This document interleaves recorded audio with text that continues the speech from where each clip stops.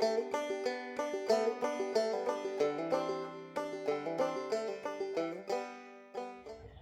I'm Sequoiah with Project Tree Collard, and today's video is about harvesting tree collards for the kitchen. So how we harvest depends on how old your plants are, how vigorous they are, what climate you're in, and some other considerations. So we're going to go through different examples in this video, and hopefully you'll see something in there that resembles your tree collards. So first, right here, I have some jolly green tree collards. And in the frame, I'm showing how they're very dense, they're very green, they're filled out, they have leaves down low. So they're not rangy, they're not curving all over the place, and they're not falling over. So they look pretty good is what I'm trying to say. So I have the option with these tree collards, because they're so dense, of just cutting off individual leaves.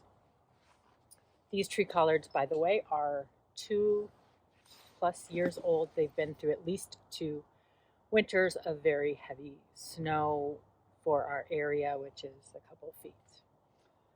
So if I want to harvest these for dinner, I can just come in and cut individual leaves off. Here's a close-up of the plant I would like to harvest from. So with some people like to harvest their leaves by grabbing and pulling, and that one came out okay.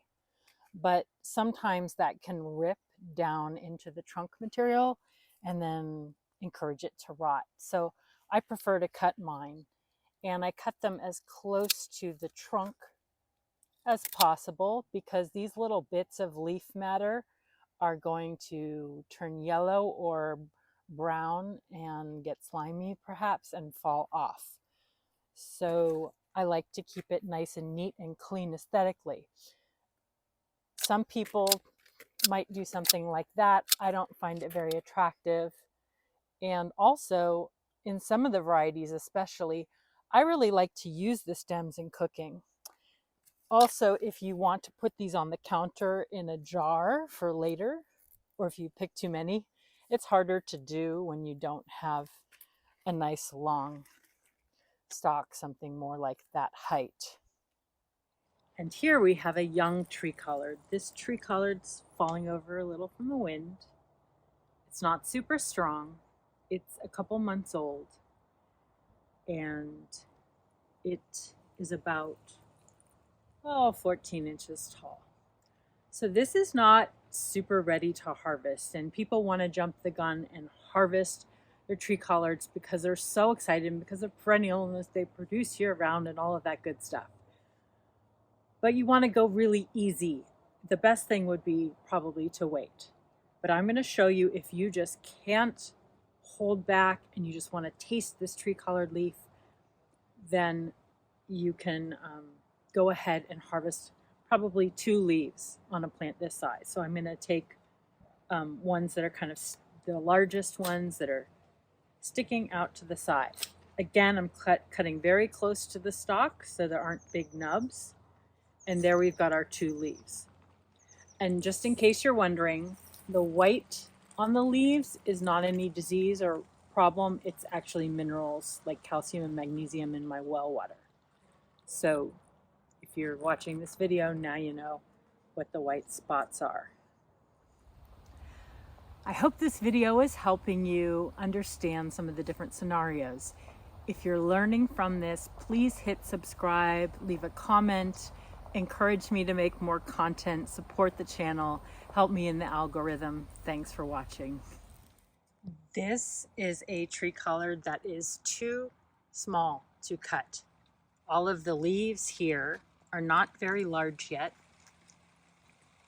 and it's hard to see because there's other purple tree collards in the background, but it's about 1 foot tall. It doesn't have any large leaves. It's not super vigorous yet, and it's really best to wait. And here's another scenario. Again, a young plant. This one's bigger and has bigger leaves, but hopefully you can see it's falling over. So I need to stake it, and it's late fall. winter's coming, I need to stake it. But I'm going to use my desire to harvest from the tree collard and eat it also as an opportunity to make it bushier so it will have less of a tendency to fall over. And I may cut it so short that actually I might not need to stake it now, and I would stake it later. So in this case, I'm going to cut the top off. So I could cut right here. I could cut here. I could cut here. There's not really any right or wrong. I am going to cut here. So I'm just cutting the tip off. And now I can eat all of these leaves, and they're going to be absolutely delicious because they're very tender at the top.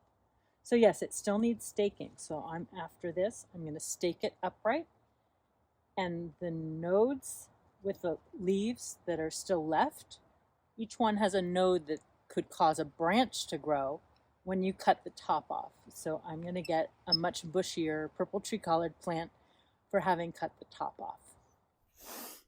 I know this is a bit hard to see in the frame, but this is just a big patch of overgrown and messy purple tree collards. So let's say I want to harvest from these. Instead of harvesting individual leaves from all over the plant, I can use it as an opportunity to prune the plant, rein it in, and eat all of that. And if I'm having a lot of friends over and I'm making a big dish or whatever, and I need a lot of greens, that's a great way to use a lot of greens. So I just pull on the parts, and I'm cutting into areas that are purple and green. On this variety, on green varieties or Michigan, it would be a green skin, but on purple tree collards in this time of year with cool temperatures, it's purple and green. So I'm just removing all of that. And if it's big enough, it can be cuttings for growing. Otherwise, it can just be dinner. So I just grab a piece that's a little overgrown and cut it off. Grab a piece and cut it off. So, if they are good cuttings and they're nice sized, then you can give the plants to friends, get dinner, and prune for the season. So win, win, win. I hope this video helps you better understand how you can harvest from your tree collard plants, whether you have one very young tree collard plant or whether you have a huge patch of mature, abundant tree collard plants. And for more information, you could go to projecttreecollard.org, where we sell many varieties of tree collards, cuttings, and seeds. I'll see you in the next one, and thanks for watching.